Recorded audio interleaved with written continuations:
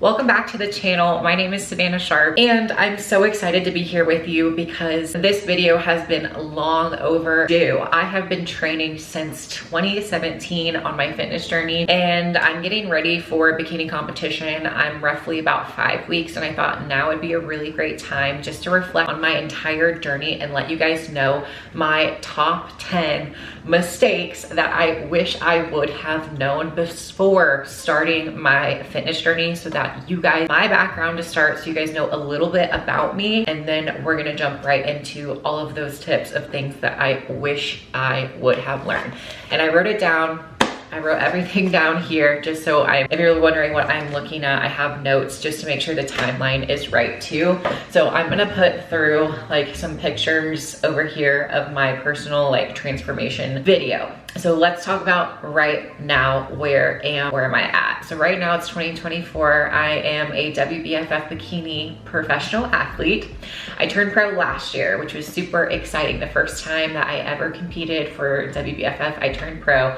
Then I did a pro debut and I got 6th in the world at their world championships. So now I'm trying to win it, which is gonna be in 5 weeks. So I'm currently dieting for a show and we are in a prep. So I'm in a big cut, I'm a huge calorie deficit. I'm not eating a lot of calories and I'm doing high amounts of cardio, but it's not always been that way. My fitness journey started in 2017. 2017 was, I was 21 years old in 2017. That was the first time, January, where I reached out on Facebook, was like, hey, can anyone help me? I want to do a prep. If anyone knows how to prep or whatever. I just put a Facebook post out there. This is my first ever progress picture that I ever took in I think this is 2016, but 2017 for reference is like when I started my fitness journey. And I didn't do a cut or a bulk or anything like that. I literally just started prepping and used prep as a weight loss tool. I was on the relatively leaner, skinny, fat side. I had a background when I was younger. I did competitive sports from age 13 to 18. I played club volleyball, high school volleyball. I did softball when I was in like 7th and 8th grade. So I was super active, but in college, when I was from like 18 to 21, I trained weights a little bit and I basically was a cardio bunny. So what that looked like is I would go to the gym, I'd watch Grey's Anatomy, I just walk on the treadmill for an hour and I was a little too scared to lift weights, but I started working with one of my mom's trainers, like 2 days a week with her. We'd go and we'd just do some weights. So I kind of got introduced to weightlifting 2018 because I was getting out of shape and I was drinking and all that kind of stuff. I was working in a restaurant at the time, a fast food restaurant that was like wings, burgers, oysters, beer, and I had free food all the time. I was eating like cheese sticks and drinking a lot. But that's when I first started. So between then and now, I have been literally every single weight imaginable. So for reference, I'm 5'8" and I've been at my leanest ever was 130 pounds. The first time I stepped on stage in 2017, it was 130 pounds. Lean, no muscle, but just lean. And my heaviest I've ever been was 159 pounds in 2021. And I was going through some severe hormone issues. I was not dropping body fat. I had some thyroid stuff going on. It just was my worst look ever. I felt horrible and I did not like how I looked. And I was still doing a lot of cardio and I was still training. Just my body just fought against me from dieting for so hard for competition shows. I just never took a break. But we'll talk about some of those mistakes coming up. But I've been every single weight. So as far as like cuts and bulks, my true like baseline weight, I like to be like 145 to 147. Right now I'm 149, but I have a lot more muscle and I kept building muscle. So from 2017, I competed in 2 competitions. I took 2018 off. I competed in 2 competitions in 2019 and 2020. I competed in 2 competitions. 2021, I took off. 2022, I competed in 2 competitions. 2023, I competed in 2 competitions. Now 2024, the plan is only to do 1 competition, at least for now. That is the plan. I am a bodybuilder. So I know if you're watching this, you're probably like, well, I'm not a bodybuilder, or I've never even started a fitness journey, or you're wanting to be, which is great. Some of the biggest mistakes, the top 10 mistakes that I have made was how I definitely underestimated how long it was going to take, one, to lose body fat, and then two, how slow it is to actually build muscle. I wanted to look toned. I definitely, like, if you guys can see some of my progress pictures from the very beginning, it was just skinny. Like, these are my first show, second show. I didn't have shape. It just was lean. Like, I looked lean. There wasn't abs, there wasn't definition, there wasn't shoulder, there wasn't roundness to the glutes, there wasn't a ton of body fat. So I thought at the very beginning when I first started that I was going to be able to build a crazy, huge glutes in 6 months. I thought I did one show, one prep. I literally thought I was the hottest thing around. I thought I was gonna be able to build huge, massive glute in one prep in 6 months. Did not happen. I'm still trying to grow my glutes 7 years later. They definitely have gotten more round and more full, but it's still something that I'm always trying to grow more muscle and just keep recomping and recomping. Then fat loss. So actually weight loss, fat loss. So I thought at the very beginning that once you lose it, it just stays off. I don't know why I thought that. I thought when I was after my first show, like, I was lean and I thought I could just go back to normal. I, cut for 6 months straight from January to May. I was super on point on my diet, following macros, and, didn't really have any cheat meals, nothing like that. And I got the best shape I'd ever been in my life. And I thought I could go back to drinking a little more occasionally, eating whatever I wanted, and still eating healthy, but like having more meals out, and I wasn't going to gain body fat again. And that was incorrect. I still gained just as fast. It's so hard to keep those results, but I didn't realize that if you get lean, especially stage lean, it's not sustainable either. You look like that for like a couple hours. You're peaking so you can look like a certain look on stage, and it's not necessarily, one, healthy. I thought bodybuilding was healthy, and then the longer I did it, I realized, oh, it's not. Like, the off-season improvement season is healthy, but going through these huge cuts and bulks isn't super healthy. So that was one of the biggest mistakes. The next huge one, this is the ninth mistake, was food and kind of underestimating the power of food. And that comes through so many different things. I wanted to just talk about food in general, about how food was a big mistake for me at the beginning. I started with macros. So if you're not even familiar what macros is, you're tracking your calories, your carbs, your fats, and your proteins. I wasn't thinking about quality of food at the very beginning, and I was just fitting in things like protein cookies, more protein bars, like a lot of processed foods. I still had fruits and vegetables and meat, but it wasn't as much as I do now. Now I eat super clean and as much whole foods as I can. So the quality of the food that you eat is more important than just hitting your macros. I could just hit my macros with a bunch of sugar and sweets and treats. And yeah, technically I could probably drop weight, but long-term, the consequences of like how you're going to look when you have something like, imagine having a whole bowl of like rice, meat, and like fruits and stuff, and compared to like a protein bar or something, like it's just not, you're just not gonna look the same. You look way better. Your body is more happy. It is supposed to live on whole foods. It's not really used to processing like chemicals and all this junk that we put in it. And I didn't realize like how much a meal plan and meal timing was going to make an impact on my physique. In 2019, I switched from macros to a meal plan coach, and it was nice, but the biggest thing, it was still macro based. It was meal consistency and food consistency. I was eating the same times every single day, and I was really prioritizing getting in carbs and proteins before and after my workout, and just eating at the same time every day curbed my cravings. It kept my hunger manageable rather than sometimes eating all of your calories in the morning or all of your calories at night and like macro hoarding.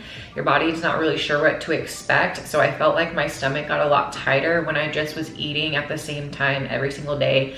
And I was eating similar food choices. Like I was eating lean meats and vegetables, and I was just eating like stuff that I knew that my body processed really well, and I wasn't just giving it a bunch of crap. Number 8 on the list of mistakes that I made was the scale. I want to like emphasize this with a big question mark. So like I said earlier, I have literally been every weight from 130 pounds at my leanest to 159 pounds.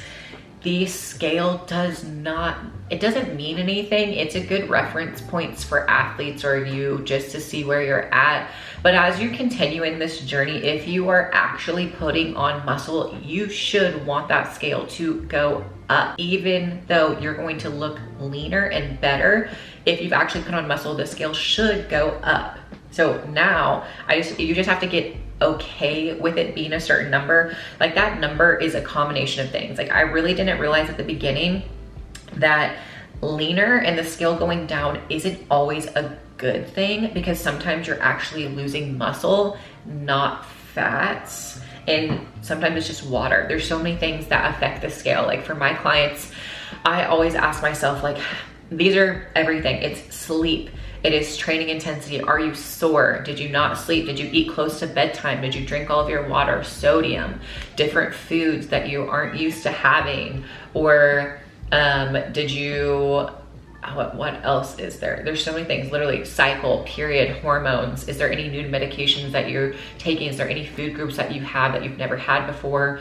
There can be so many things. Did you recently travel? Did you fly on an airplane? Sometimes that'll make you hold water. There's so many different reasons why your body weight could fluctuate. It's just an average. I always weigh in the morning fasted with no clothes on to get the most accurate weight. And I keep track of it every single day. It's not healthy for you. If sometimes people can't handle weighing every single day, and I do it because I'm a physique athlete, you don't necessarily even need to ever take your scale weight unless it's important for you. It's just a tool that you can track if you are going in the right direction. But a lot of times it's about a look if you're a competitor, especially if it's about a feeling, if you are just like a general lifestyle, like starting your fitness journey, there's more things than the scale. Like we can take your pictures. How are you feeling? How are you training?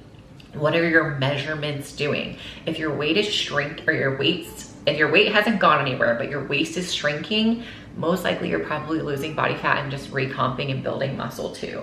So I really wish I wouldn't have spent so much time just obsessing over the scale going down, or if it getting like feeling down on myself if it went up. I just wish I would have accepted that, you know, in life, you're not going to be the same weight. I'm not the same weight that I was when I was 12, and I'm not, like, you can't be the same weight. And just like dieting, you can't diet forever. If you lost weight every single day for now and forever, like you can't get to 0. You have to spend time not dieting and not cutting and just like maintaining, or sometimes you even have to strategically spend time getting your body fat a little bit higher to fix your hormones and your health before you cut back down again. So scale is, I wish I didn't think so hard about the scale. So that's number 10, 9, 8. So number 7, the importance of staying active year round, not just cardio, and relying just on my cardio.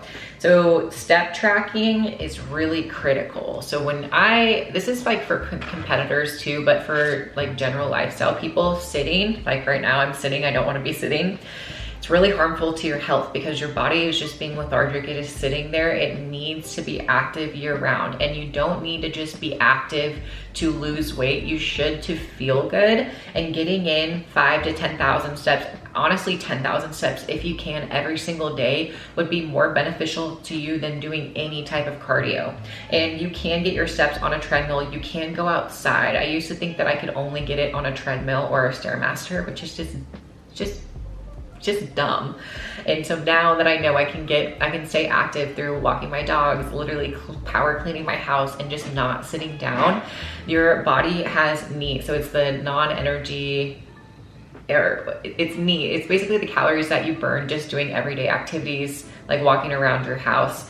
You burn so many calories just by like doing like even this, like doing little movements like this is burning calories. So I wish I would have stayed out active and throughout, just for myself, not just for bodybuilding. I wish like at the beginning, I would, you know, even if I had 45 minutes of cardio, I would only do 45 minutes of cardio, and I wouldn't really think about my overall health of, okay, did I go outside? How are my step counts? So just, I wish I would have been tracking my steps and had a step goal for myself. 6 of mistakes that I wish I never made was thinking that I could out-train a bad diet. I would justify eating something and being like, oh yeah, I could definitely burn this off. I would like eat a brownie or something bad.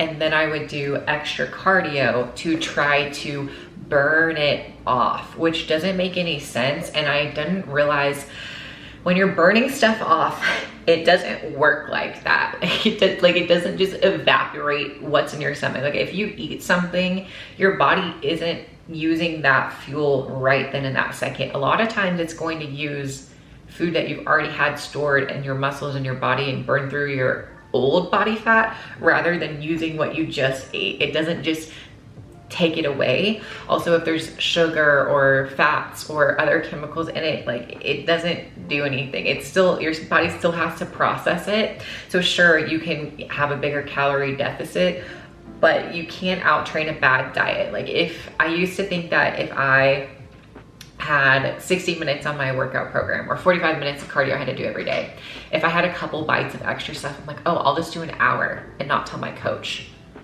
Big mistake. Big mistake. Big mistake.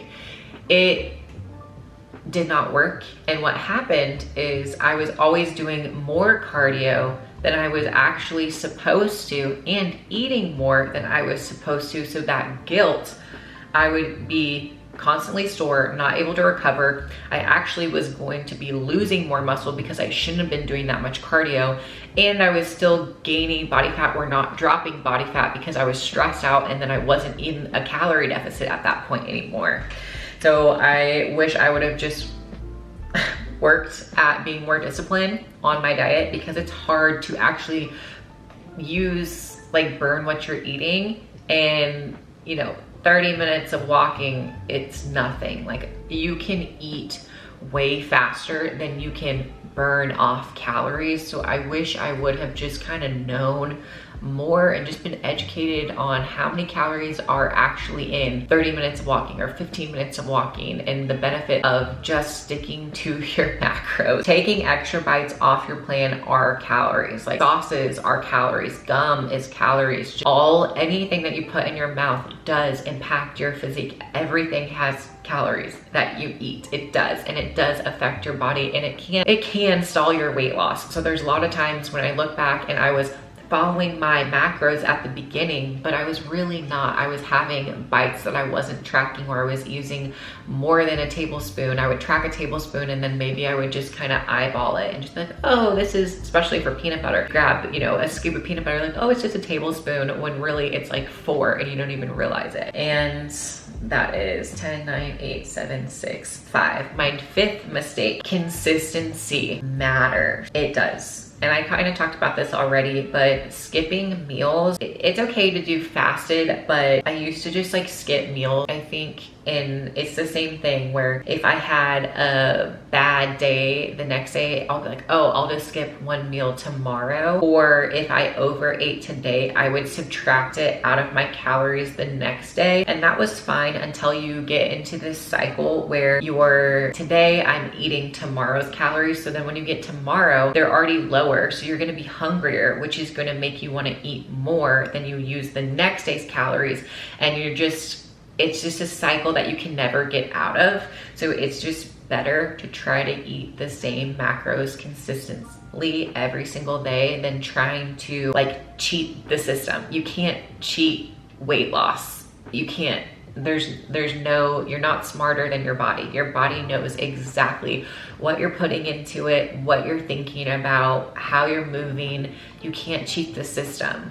So I wish I would have known that, because being consistent is the best thing. Like, it's not just, it's okay. It's okay if you're not perfect. It's better to be consistent than perfect. If you can't train 7 days a week, which I don't even train 7 days a week, at the most it's 6 days, but usually it's 5 consistent days. I would rather train 5 consistent days a week than to have 1 week where I went super crazy for 7 days in a row and then the next week do nothing. It's better just to do something on a consistent basis. Like, even if you can only get to the gym once a week, that's better than 0. So just being consistent, like 30 minutes is better than nothing. Whatever you can do, just be consistent at it. And let's say, you know, you have an off day with your diet and you're like, oh gosh, you know, like I ate out or I wasn't perfect on my macros. That's okay, as long as you're thinking about it. Like, on, you know, 9 times out of 10, most of the time you are someone that is hitting your macros, or you are watching what you eat. That's better than just kind of having an all-in mindset. It's just not great. It's just not all or nothing. It doesn't have to be all or nothing.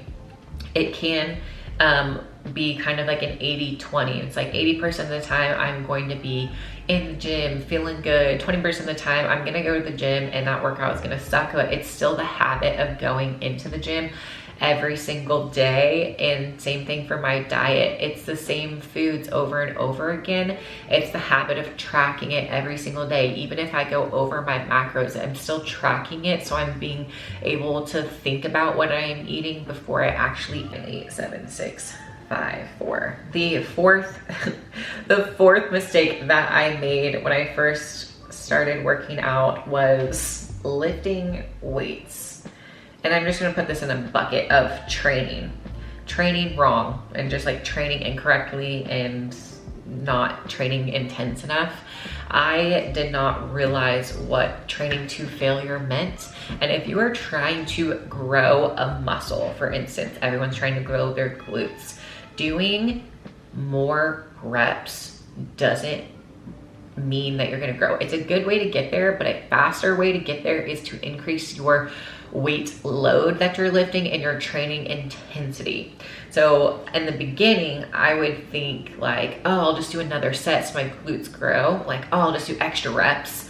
Yes, if you can, but it would be better to do less reps at a higher weight than it is to just go reps and reps and reps and reps and reps. So now I'm really focusing on lifting correctly with proper form. So I'm engaging the correct muscle that I'm supposed to be and tracking my weights. I never really tracked my weights until this year. And now every single time I'm like trying to beat, actually I did track, but I kind of take a break. Sometimes I'm lazy with it, but I wish I would have tracked my whole fitness journey. That way, like, you know what you did last time, because you think that you remember, but you actually don't. And if you actually see, oh, okay, I did, you know, 3 reps at this weight, I'm gonna add 5 more pounds this time. That way you can actually progress and actually see gains. I wish I would have just maybe train with a personal trainer a few more times so they could push me past my limits, so then I could realize that I was a lot stronger than I thought I was. And figuring out like it's okay to be sore and you're gonna be fine. You can push yourself and nothing really bad is gonna happen as long as it's not too heavy. Like, you can always train harder. Like, I fully believe you can always train harder. If you want faster results, the harder that you train, the faster your results will come. If you want to train and not get sore and just do like little girl workouts, your physique isn't going to be that different, and it's going to take you a lot longer to change your physique. And this is leading into the next one. 8, 7, 6, 5, 4. This is 3, was the importance of recovery and skipping out on warm-ups and recovery and underestimating sleep and stress.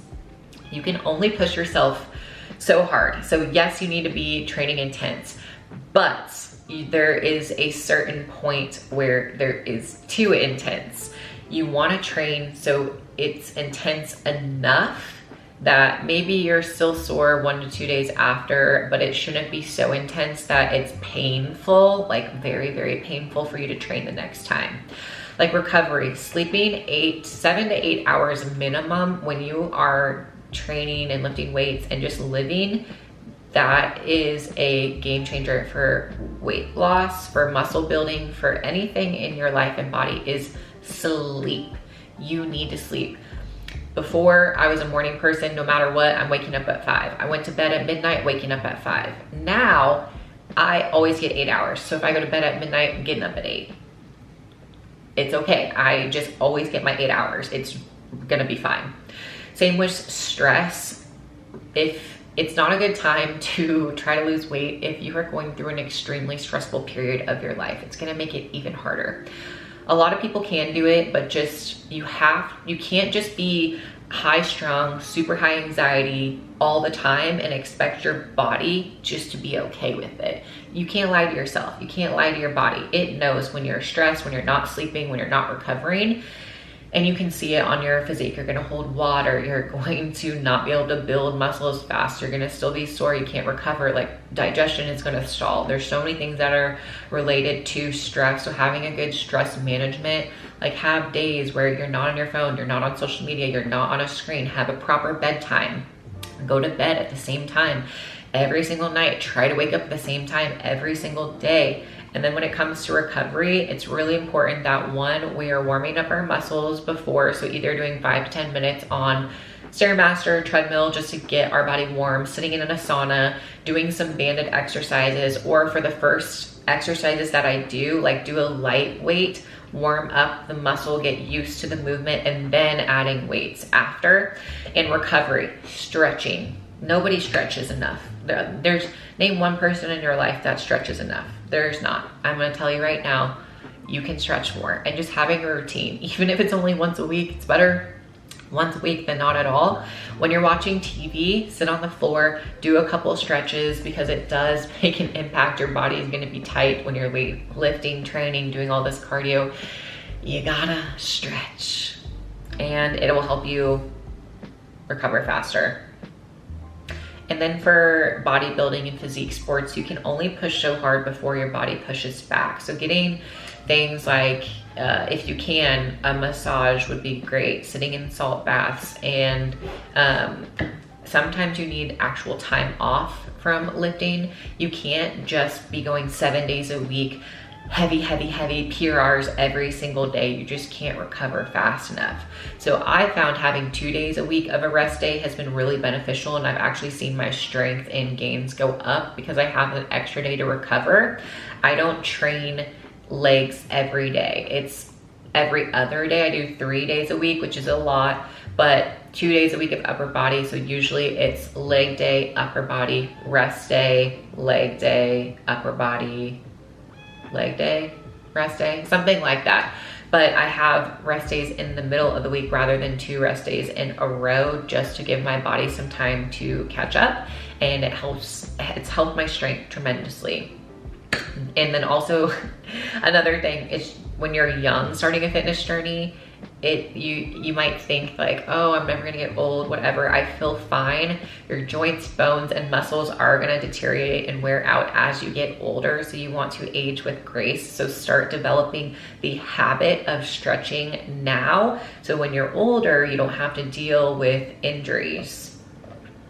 And know that lifting weights and building muscle gets harder the longer that you do it. So you have to be checking all your boxes of making sure that you recover, and foam roll and stretch and salt baths and saunas and all of those different things.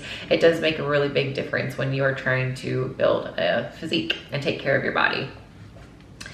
And what is this? 10, 9, 8, 7, 6, 5, 4, 3, 2. All right, prep. I talked about this earlier. Prep is not for weight loss. It is, you should not just do a contest prep if you're thinking about competing just to lose weight. You can go through a lifestyle cut. You could have goals and aspirations to get on stage, but you do not need to do a prep and get on stage to do weight loss. You should already be relatively kind of leaner. I'd say within 10 to 16 pounds of what a contest prep weight would look like before you're in a prep, just so you're not going to hurt your metabolism and have to grind really hard in a contest prep. So just go like have a vacation. Don't you just pick a vacation and set it in the date, or do a photo shoot, like pick it in 6 months, and you can work with me as a coach and we can go through a prep without the stress of actually having to get on stage. Because once you get there for the first time, sometimes it's not what you think that you're going to look like, and you would actually be better if you just did a few like cuts and bulks and had maybe a year or 2 years building muscle and dropping body fat at the same time before that you went into a prep for like bodybuilding. There also is, prep is not for weight loss. And I say this because if you are a competitor and you've already prepped before and then you gain a bunch of weight because you didn't follow a reverse diet, and then you want to just jump back into a prep just to lose weight again, that's not what prep is for, because you don't want to prep again until you've made all of the progress with your physique in the off season. Because you don't want to just get back into a prep, crash your metabolism again. Your body's going to adapt to lower calories. You're going to have to push harder and do more cardio. You're going to feel like crap, and you're going to look the same, if not worse, like that. And you're not going to improve your placings. You're not going to move up. You're not going to see any changes. So if you just go from prep to prep and you don't truly take time to heal your metabolism, your hormones, recover your health, get your cycle back, get a good routine, gain a nice amount of body fat that you can actually have energy to train heavy, hard, spend time not in a calorie deficit. So when you are ready to cut, you're at a great starting point. And I think that was one of the biggest things, is I would not follow my reverse diets and gain 7 and 10 pounds the week after I had just competed. And then I was stuck there for an off season. I couldn't get that weight off. I had just dieted for 6 months to 9 months. And then I would just be so ready to be out of a diet that I would just say, screw it. And then I would eat everything in sight.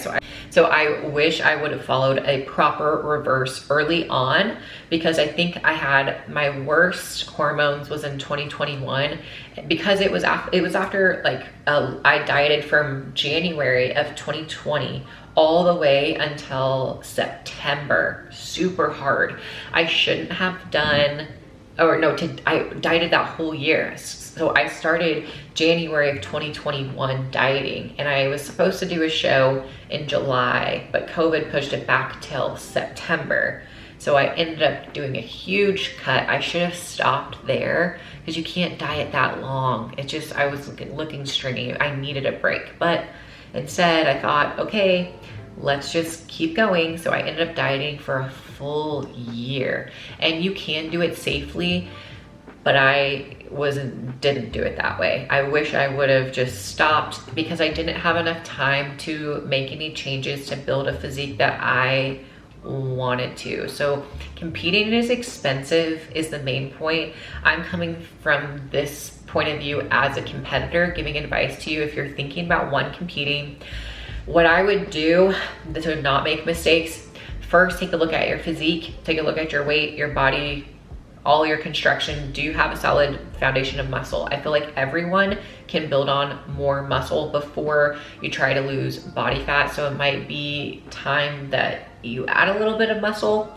But if you're just like a general wanting just to tone up and just lose a little bit of weight, the fastest way that you're gonna get there is combining three things. It's actually 4 things, but 3 things.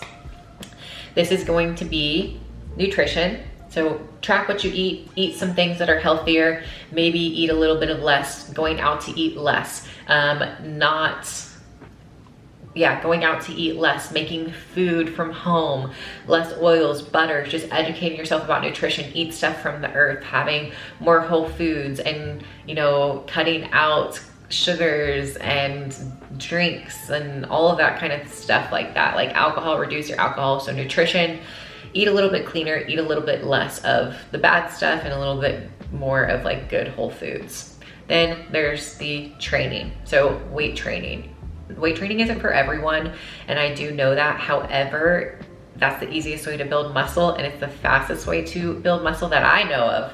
If you know any other way to build muscle super fast, let me know. That's not weight training. I know a lot of people don't like weight training, but it might be because you haven't had the right coach and you haven't had success at it, or the right workout program, or you've never done exercises that you like. So there's hundreds of thousands of different ways that you can weight train in the gym. You just have to find one that you like. Fitness classes are great too, but find something that you like to do. If weight training isn't for you, then this is gonna be into movement. Movement, that is cardio, daily steps, staying active, not sitting down, getting a standing desk. This is parking further in the grocery store parking lot, or whenever you park. Don't take the escalator, take the stairs. Like, always just try to find ways just to move your body. Get a dog, go on a walk, take your kids on a walk. Instead of going out to dinner for date nights, like, do things like Top Golf or walking downtown, or stuff that's active and it's not always food focused.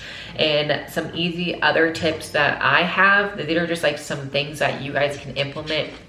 It's water.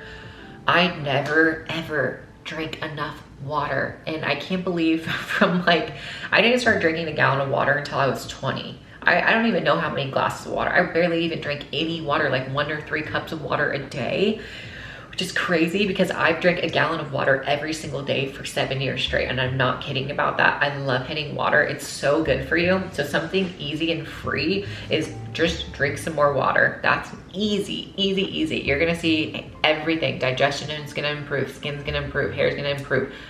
Everything is gonna improve. Drinking more water. Then the food is such a big tool.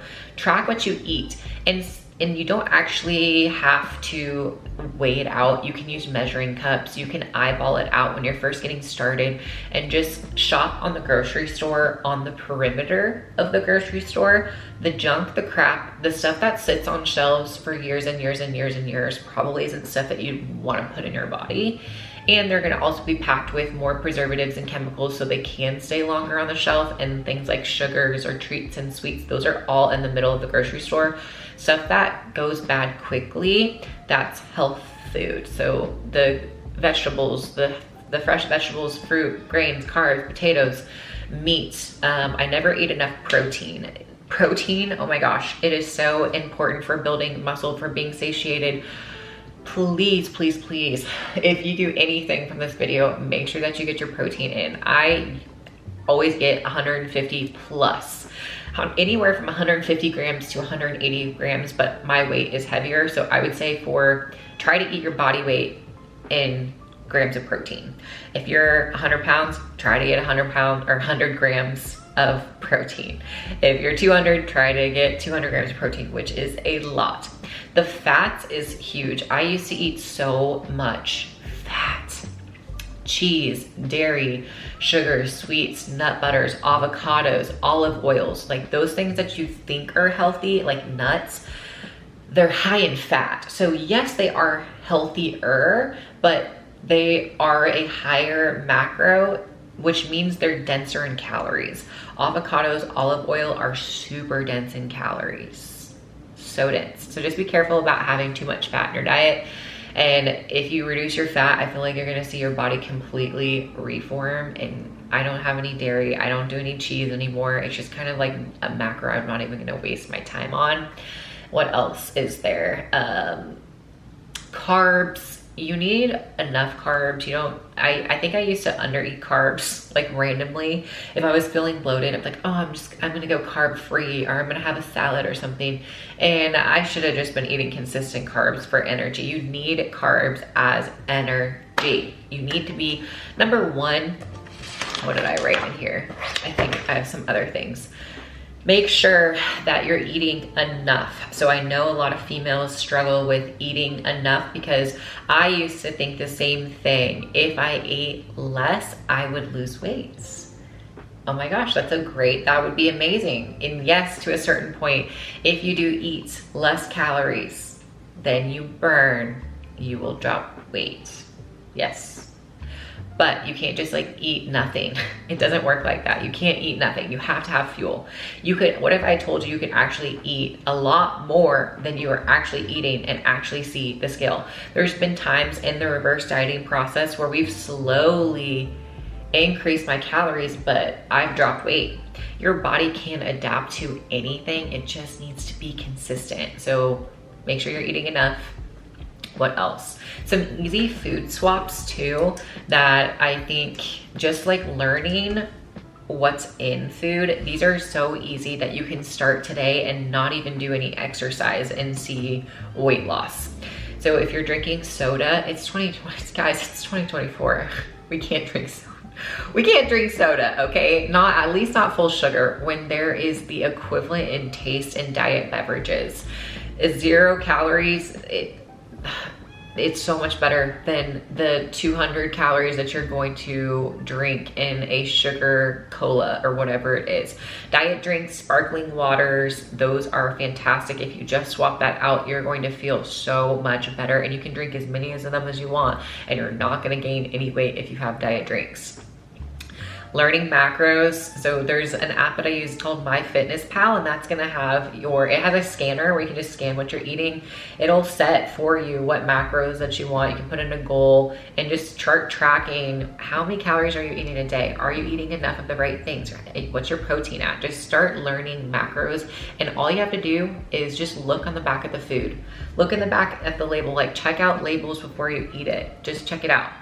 Sugar-free anything. Sugar-free syrup for pancakes. There is sugar-free Jello. There's sugar-free desserts. There's sugar-free sauces. So sugar-free ketchup and mustards and all sorts of amazing sauces. I think that could be a game changer for you. Like a regular barbecue sauce has anywhere between 100 to 200 calories and 2 tablespoons of sauce, which is crazy. There's alternatives like a sugar-free barbecue sauce that has maybe 10 to 20 calories. That swap will save you so many calories. And how to drink. If you are thinking about having alcohol, learning how to order a healthy option. If you're drinking beer, not great. If you're drinking wine, better, not great.